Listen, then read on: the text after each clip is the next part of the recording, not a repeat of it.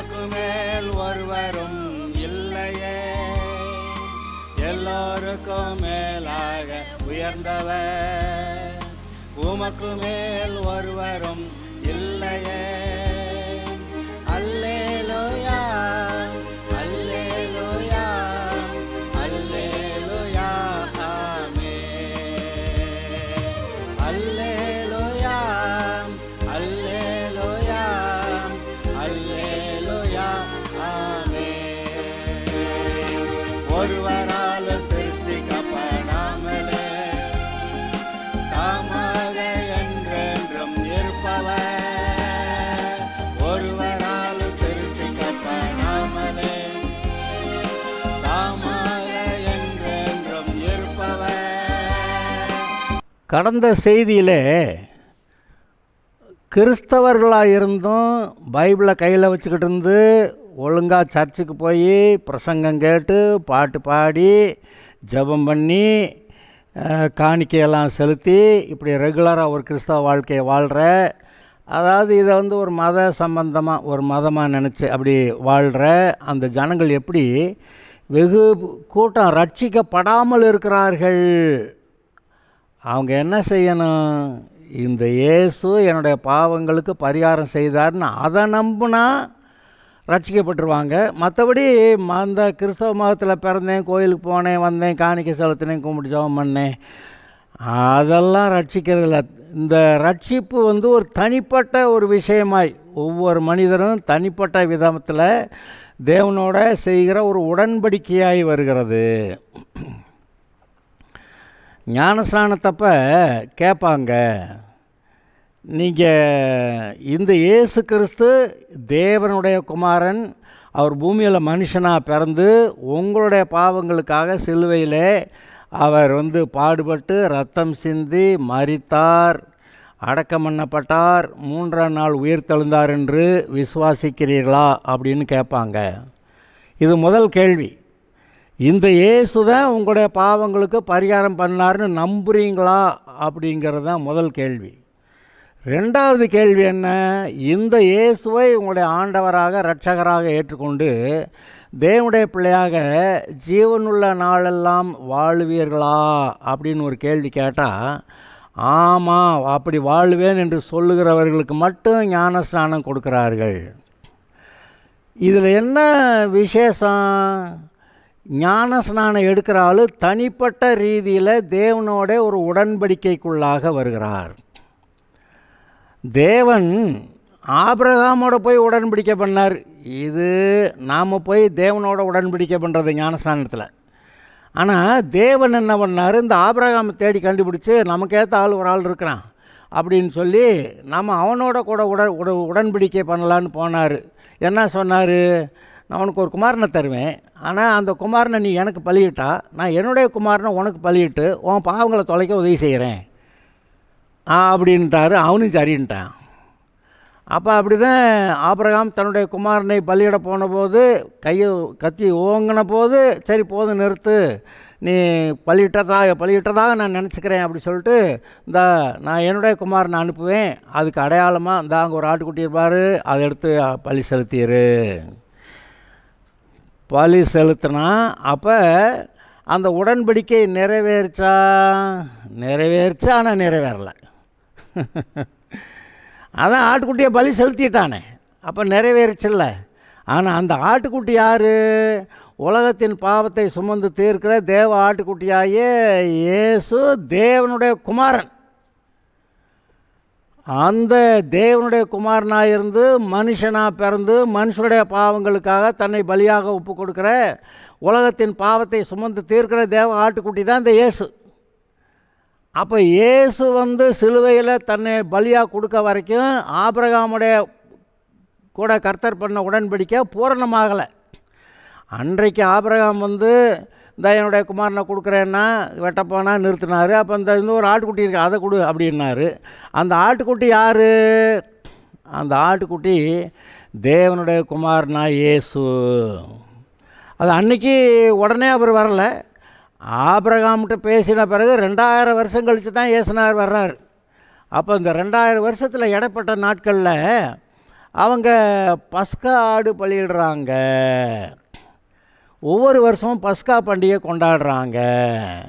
அந்த எகிப்து தேசத்தில் பஸ்கா ஆடு அடிக்கப்பட்ட வீடுகளில் ஒரு சாபம் இல்லை, ஆனால் மற்ற வீடுகளில் சாவு இருந்துச்சு. அப்போ அந்த பஸ்கா ஆடு அடிக்கப்பட்ட வீடுகளுக்குள்ள சாவு இல்லை, ரட்சிப்பு இருக்கிறது.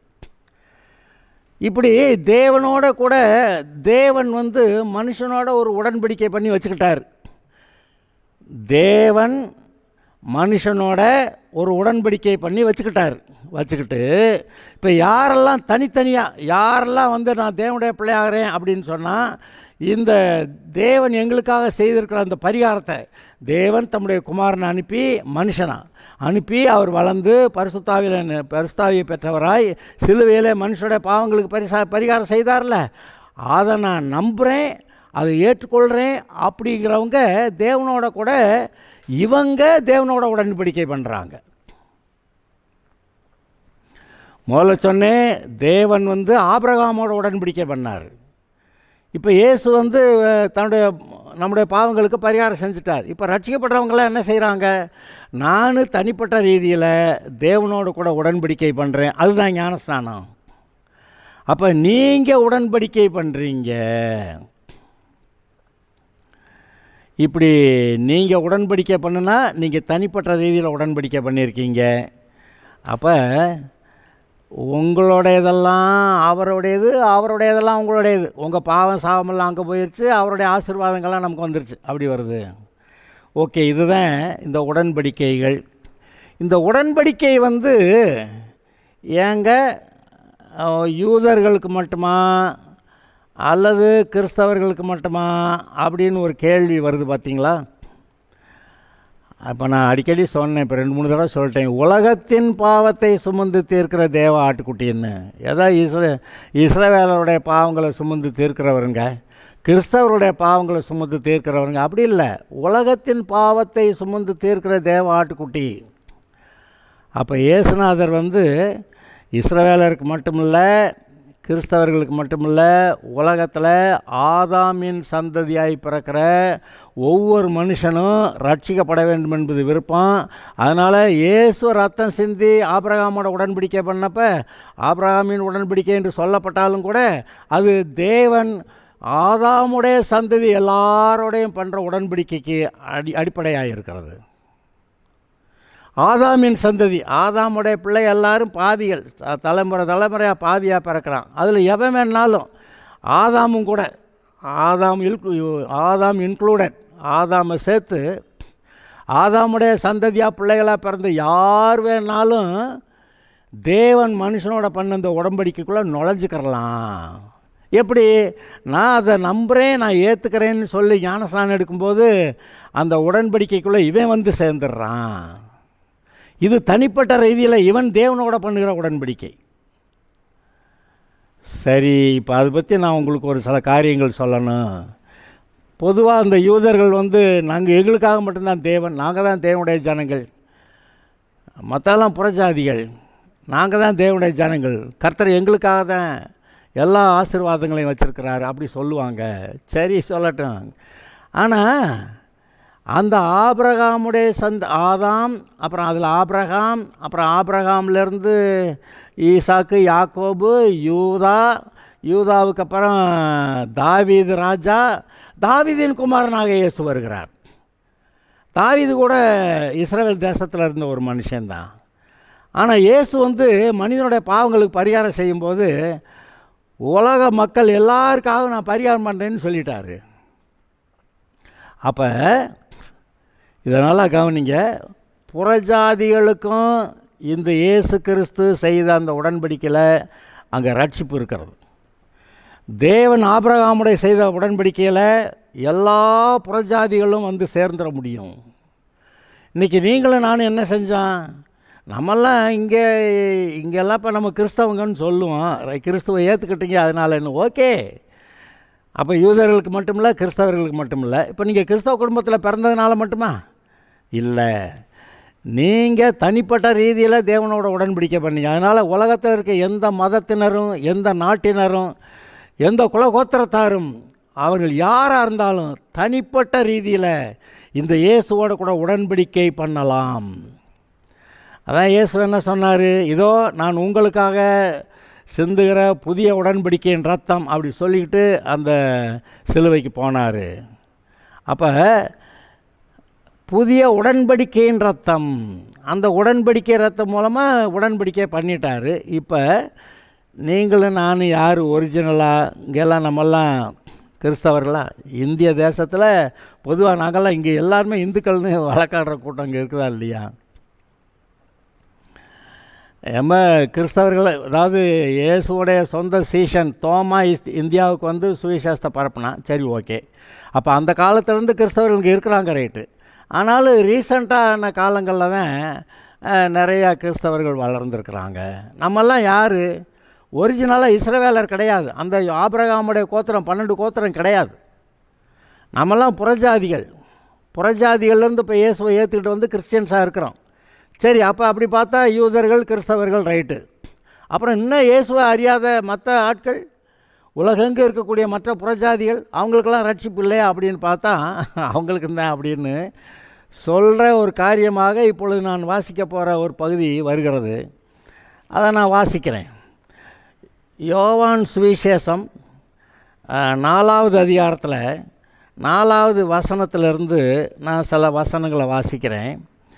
இந்த இடத்துல சம்பவத்தில் வரக்கூடிய ஒரு ஸ்திரீ, அவள் சமாரியர்ங்கிற ஒரு கூட்டத்தை சேர்ந்தவங்க.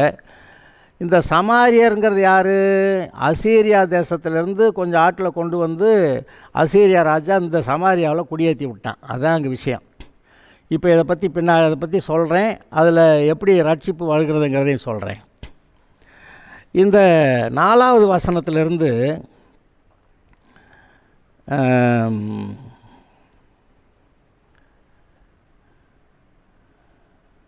26வது வசனம் வரைக்கும், 4வது வசனத்திலிருந்து 26வது வசனம் வரைக்கும், யோவான் 4வது வசனத்திலேருந்து 26வது வசனம் வரைக்கும் வாசிக்கிறேன். இதை கவனிங்க. கதையாக தெரியும், அதனால் நல்லா கவனிக்கலாம். அதில் ஒரு பெரிய முக்கியமான கருத்து வருகிறது. அவர் சமாரியா நாட்டின் வழியாய் போக வேண்டியிருந்தபடியால் யாக்கோபு தன் குமாரனாகிய யோசேப்புக்கு கொடுத்த நிலத்துக்கு அருகே இருந்த சமாரியாவில் உள்ள சீகேர் என்னப்பட்ட ஊருக்கு வந்தார். அங்கே யாக்கோபுடைய கிணறு இருந்தது. இயேசு பிரயாணத்தினால் இளைப்படைந்தவராய் அந்த கிணற்றண்டையில் உட்கார்ந்தார். அப்பொழுது ஏறக்குறைய 6ஆம் மணி வேலையாக இருந்தது. இஸ்ரவேலருக்கு 6ஆம் மணி வேலைன்னா நமக்கு மத்தியானம் 12 மணி. அவருடைய சீஷர்கள் போஜன பதார்த்தங்களை கொள்ளும்படி ஊருக்குள்ளே போயிருந்தார்கள். அப்பொழுது சமாரியா நாட்டாளான ஒரு ஸ்திரீ தண்ணீர் உள்ள வந்தாள். இயேசு அவளை நோக்கி, தாகத்துக்கு தா என்றார். யூதர்கள் சமாரியருடனே சம்பந்தம் கலவாதவர்களானபடியால் சமாரியா ஸ்திரீ அவரை நோக்கி, நீ யூதனாக இருக்க சமாரியா ஸ்திரீயாகிய இடத்திலே தாகத்துக்கு தா என்று எப்படி கேட்கலாம் என்றார். இயேசு அவளுக்கு பிரதியுத்தரமாக, நீ தேவனுடைய ஈவையும் தாகத்துக்கு தா என்று உன்னிடத்தில் கேட்கிறவர் இன்னார் என்பதை நீ அறிந்திருந்தாயானால், தேவனுடைய ஈவையும் நான் கேட்குற ஆள் யாருன்னு தெரிஞ்சிருந்தேன்னா நீயே அவரிடத்தில் கேட்டிருப்பாய், அவர் தண்ணீரை கொடுத்திருப்பார். அதற்கு அந்த ஸ்திரீ, ஆண்டவரே, முண்டு கொள்ள உம்மிடத்தில் பாத்திரம் இல்லையே, கிணறு ஆழமாக இருக்கிறதே, பின்ன எங்கிருந்து உமக்கு ஜீவ தண்ணீர் உண்டாகும்? இந்த கிணற்றை எங்களுக்கு தந்த நம்முடைய பிதாவாகிய யாக்கோபை பார்க்கல நீர் பெரியவரோ? அவரும் அவர் பிள்ளைகளும் அவர் மிருக ஜீவன்களும் இதிலே குடித்தது உண்டே. இயேசு அவளுக்கு பிரதியுத்தரமாக, இந்த தண்ணீரை குடிக்கிறவனுக்கு மறுபடியும் தாகம் உண்டாகும். ஆனால் நான் கொடுக்கும் தண்ணீரை குடிக்கிறவனுக்கோ ஒரு காலம் தாகம் உண்டாயிராது.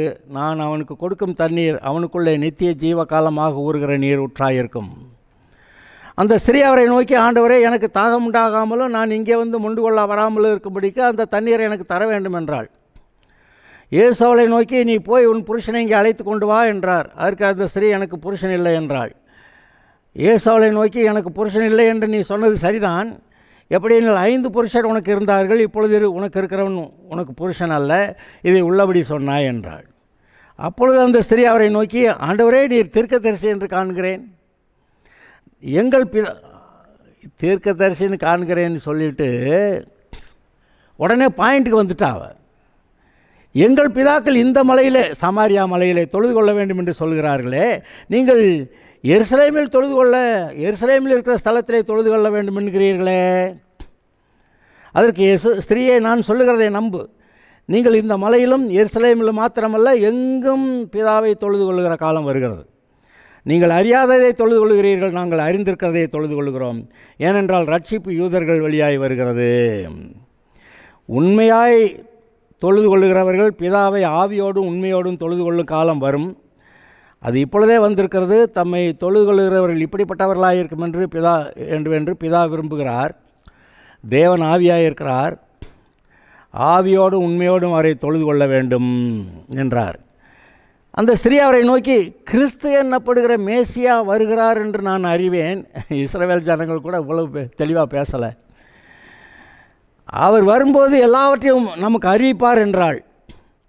அதற்கு இயேசு, உன்னுடனே பேசுகிற நானே அவர் என்றார். அத்தருணத்தில் அவருடைய சீஷர்கள், போதும், இதோட நிறுத்திக்கலாம். இப்போ என்ன பேசிக்கிட்டு இருந்தான்? ரட்சிப்பு இஸ்ரவேலருக்கு மட்டும், கிறிஸ்தவர்களுக்கு மட்டுமானா இல்லை. இதுக்கு முந்தின செய்தியில் என்ன சொன்னான்? கிறிஸ்தவர்களாக இருந்தும் கூட ரட்சிக்கப்படாமல் ஒரு பெருங்கூட்டம் இருக்கேன்னு சொன்னான். இப்போ புறஜாதிகளுக்கு போகிறோம். இஸ்ரவேலர், கிறிஸ்தவர்கள் எல்லாம் விட்டுட்டு புறஜாதிகள், மற்ற மதத்தினர், மற்ற தேசத்தார், அவங்க எந்த குலகோத்திரத்தில் பிறந்திருந்தாலும் சரி. ஆனால் எல்லாரும் ஆதாமின் சந்ததி. பாருங்கள், ஆதாம் தான் தேவனால் உண்டாக்கப்பட்ட முதல் மனிதன். அப்போ அந்த ஆதாமின் சந்ததினா தேவனால் சிருஷ்டிக்கப்பட்ட தேவனுடைய பிள்ளைகளாக இருந்து இப்போ தேவனை விட்டு விலகி போயிருக்கிற உலக ஜனங்களை பற்றி பேசிக்கிட்டு இருக்கிறோம். அந்த புறஜாதிகள் அதை பற்றி பேசிக்கிட்டு இருக்கிறோம். அந்த புறஜாதிகளில் இப்போ இந்த இடத்துல சமாரியா ஸ்திரீன்னு சொல்லி ஒரு கேஸ் வாசிக்கிறீங்க. சமாரியாங்கிறது என்னது? இவங்க இஸ்ரவேலரானா இஸ்ரவேலர் இல்லை. ஆனால் இந்த சமாரியா இஸ்ரவேலுக்குள்ளே இல்லையா? இஸ்ரவேலுக்குள்ளே தான் இருக்குது. இந்த இஸ்ரவேல் தேசம், வட தேசம் 10 கோத்திரத்தார், அப்புறம் தென் தேசம் 2 கோத்திரத்தார், எருசலேமை தலைநகராய் கொண்ட 2 கோத்திரத்தார், அப்புறம் 10 கோத்திரத்தை தலைநகராய் கொண்ட அந்த இஸ்ரவேல் தேசம், அது சமாரியா தலைநகர். அப்போ 2ஆக பிரிஞ்சிருச்சு. இதில் அந்த சமாரியா தலைநகராக அந்த 10 கோத்திரத்துக்காரர்கள் கர்த்தருக்காக அந்த ஓய்வு நாளை கடைப்பிடிக்கலை. அதை மற்ற எல்லா உலகத்து ஜனங்கள் மாதிரியே வாழ ஆரம்பிச்சிட்டாங்க. அதனால் கர்த்தர் அவர்களை சிறையிருப்புக்கு ஒப்பு கொடுத்தாரு. அவங்கள எல்லாத்தையும் அசீரியா ராஜா சிறைப்பிடிச்சு போயிட்டான்.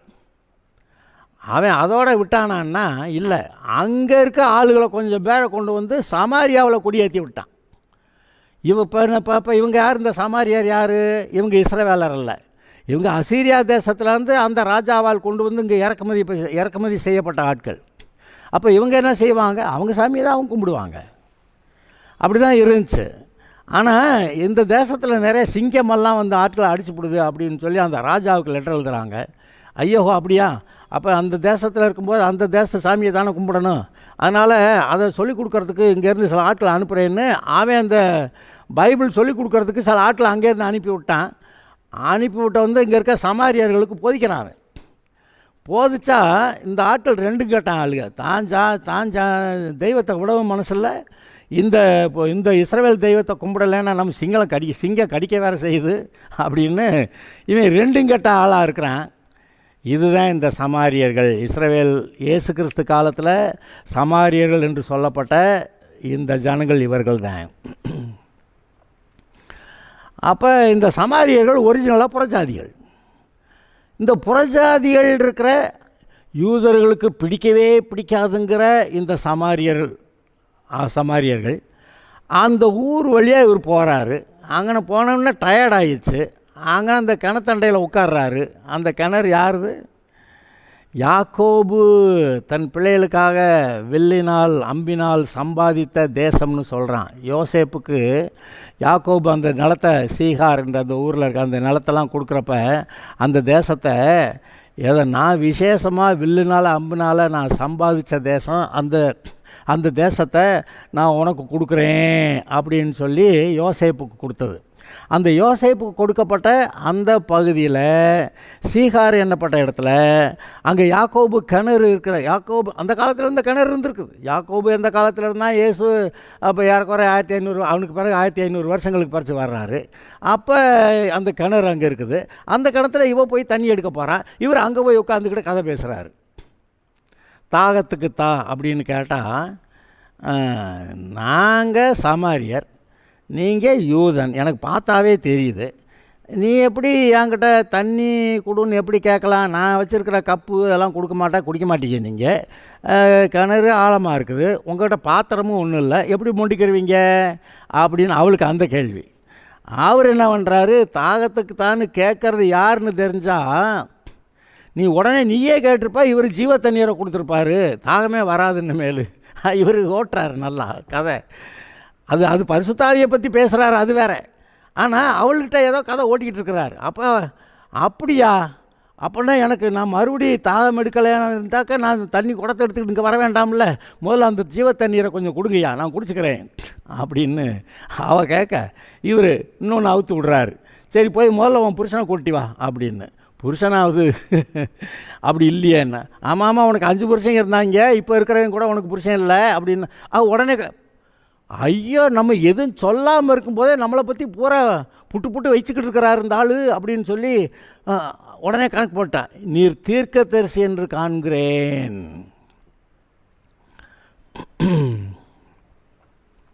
ஓகே, தீர்க்கதரிசின்னு காண்கிறேன்னு சொல்லிட்டு, ஆனால் பாயிண்ட்டுக்கு வந்துட்டா உடனே. ரட்சிப்பை பற்றி இவ கேள்விப்படாதவல்ல. இந்த இஸ்ரவேலருடைய தேவன் இவர் தான் தேவன்னு அவள் கேள்விப்படாமல் இல்லை, கேள்விப்பட்டிருக்கிறா. அந்த போதனைகள்லாம் பிடிச்சிருக்கு. ஆனால் அங்கே ஒரு பொலிட்டிக்கல் டிவைடு, அரசியல் பிரிவு. என்னது, நாங்கள்லாம் இந்த சமாரியாவில் இருக்கிற இந்த மலையில் நாங்கள் கும்பிடுறோம், நீங்கள்லாம் எருசலேமில் இருக்கிற அந்த மலையில் தான் கும்பிடணும்னு நீங்கள் சொல்கிறீங்க. பாயிண்ட்டுக்கு வந்துட்டான்.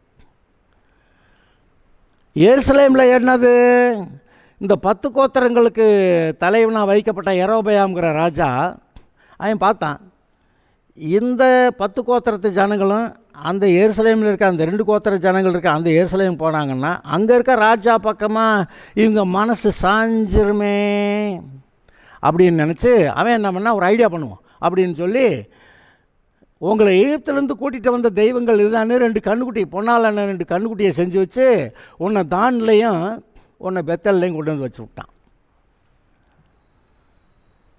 இப்போ தான்லேருந்து, அதுதான் இஸ்ரவேல் தேசத்தோடைய வடபகுதி, அங்கேருந்து இங்கே பெத்தல் வரைக்கும் இந்த ஏரியா, அந்த 10 கோத்திரத்து ஏரியா, அதில் வச்சு விட்டு நீங்கள் எருசலேமுக்கெல்லாம் போக வேண்டாம், அதெல்லாம் அலைச்சல் ரொம்ப கஷ்டம், அந்த எகிப்திலேருந்து உங்களை கூட்டி வந்த தெய்வங்கள் தானே, அதான் அந்த பார் கண்ணுக்குட்டி அப்படின்னு சொல்லி கண்ணுக்குட்டி செஞ்சு 2 பக்கம் வச்சு விட்டான். இதனால் 10 கோத்திர இஸ்ரவேலர்கள் நிறைய பேர் எருசலேமுக்கு வரல. அவங்க அங்கே இந்த லோக்கல் கண்ணுக்குட்டிகளை கும்பிட்டு போய்கிட்டே இருந்தாங்க. இந்த சமாரியா ஸ்திரிக்கு இதெல்லாம் ரொம்ப தெளிவாக தெரியுது. நாங்கள் இந்த மலையில் தான் நாங்கள் சாமி கும்பிட்றோம், நீங்கள் அந்த மலையில் எருசலேமில் இருக்க அங்கே போய் சாமி கும்பிடணும்னு சொல்கிறேன். இவளுக்கு மலை மட்டும்தான் தெரியுது, கர்த்தரை தெரியலை. மலை ஆனால் தெரியுது, இந்த மலையா அந்த மலையா அப்படின்னு. அப்போ அவர் சொல்கிறாரு, எங்கள் பிதாக்கள் இந்த மலையிலே தொழுது கொண்டு வந்தார்கள், நீங்கள் எருசலேமில் இருக்கிற ஸ்தலத்திலே தொழுது கொள்ள வேண்டும் என்று என்கிறீர்களே. கரெக்டாக பாயிண்ட் வந்துட்டா. அதற்கு இயேசு, ஸ்திரீயை நான் சொல்லுகிறதை நம்பு, நீங்கள் இந்த மலையிலும் எருசலேமில் மாத்திரமல்ல, இங்கேயும் அங்கேயும் மாத்திரமல்ல, எங்கும் பிதாவை தொழுது கொள்ளுகிற காலம் வருகிறது. இப்போ மலையெல்லாம் இந்த மலை அந்த மலை இல்லைடா, விஷயம் வேறு என்றார். நீங்கள் அறியாததை தொழுது கொள்ளுகிறீர்கள். அவளுக்கு அந்த தெய்வம் என்னன்னு அது தெரியாது, என்னமோ முன்னோர்கள் கும்பிட்டாங்க, நான் கும்பிட்டுக்கிட்டு இருக்கேன், அவ்வளோதான். நாங்கள் அறிந்திருக்கிறதை தொழுது கொள்கிறோம். ஏசு சொல்கிறார், நாங்கள் எங்கள் பிதா யாருன்னு எனக்கு தெரியும், ஏனென்றால் ரட்சிப்பு யூதர்கள் வழியாகி வருகிறது. ஏன்னா இதை நமக்கு இந்த கதையெல்லாம் நமக்கு தெரியாது, நான் விளக்கம் சொல்ல போனால் டைம் ஆயிரும். உண்மையாய் தொழுது கொள்ளுகிறவர்கள் பிதாவை ஆவியோடும் உண்மையோடும் தொழுது கொள்ள வேண்டும். தொழுது கொள்ளும் காலம் வரும், அது இப்பொழுதே வந்திருக்கிறது. தம்மை தொழுது கொள்ளுகிறவர்கள் இப்படிப்பட்டவர்களாக இருக்கும்படி பிதாவானவர் விரும்புகிறார். ஆவியோடும் உண்மையோடும். ஆவியோடுன்னா மனதார, உண்மையோடுன்னா பாவம் இல்லாமல் பரிசுத்தமாக. பொய் உண்மை, அந்த பொய்யில்லாத உண்மையான ஒரு வாழ்க்கை. இருதயத்தில் சுத்தமுள்ளவர்கள் பாக்கியவான்கள், அவர்கள் தேவனை தரிசிப்பார்கள். அப்போ சுத்த இருதயத்தோட, சத்தியத்தோட, உண்மையோட, மனதார கர்த்தரை துதிக்கிறவங்க. அது எந்த மலையில் இருந்தால் என்ன? பூமியும் அது நிறைவும் கர்த்தருடையது. அண்ட சராசரங்களை கர்த்தர் உண்டாக்கினார். பூமியும் அது நிறைவும் கர்த்தருடையது. நீங்கள் எங்கே வேணாலும் இருந்து ஆர்டிக் போலுக்கு போகலாம், அண்டார்டிக்கு போகலாம், நீங்கள் அங்கேயும் கர்த்தரை தொழுது கொள்ளலாம். ஈக்குவட்டர்லேயும் நீங்கள் கர்த்தரை தொழுது கொள்ளலாம். எங்கே வேணாலும் நீங்கள் இருந்து கர்த்தரை தொழுது கொள்ளலாம். எங்கே இருந்தனாலும் நீங்கள் கர்த்தரை தொழுது கொள்ளலாம். ஆனால் என்ன கண்டிஷன்? இப்போ இதுக்கு முன்னாடி இருந்தப்போ ஜனங்களுக்கு விவரம் தெரில, அதனால் இந்த மலை அந்த மலைன்னு சொல்லிக்கிட்டு இருந்தார். ஆனால் இப்போ உள்ள இருதயத்துக்குள்ளே ஆவியோடும் உண்மையோடும் கர்த்தரை தொழுது கொள்ளலாம். எங்கும் தொழுது கொள்கிற காலம் வருகிறது. தேவன் ஆவியாக இருக்கிறார். அதைத்தான் பின்னாடி வருது பாருங்கள், யோவான் 4:24. தேவன் ஆவியாக இருக்கிறார், அவரை தொழுது கொள்கிறவர்கள் ஆவியோடும் உண்மையோடும் அவரை தொழுது கொள்ள வேண்டும். இதன் ஆவியோடுங்கிறத நான் உங்களுக்கு விளங்குற மாதிரி சொல்கிறதுக்காக மனசார அப்படின்னு சொல்கிறேன். அப்போ மனிதனுடைய ஆவி பரிசுத்த ஆவியானோட சேர்ந்து மனதார கர்த்தரை துதிக்கிறத அது சொல்லுது.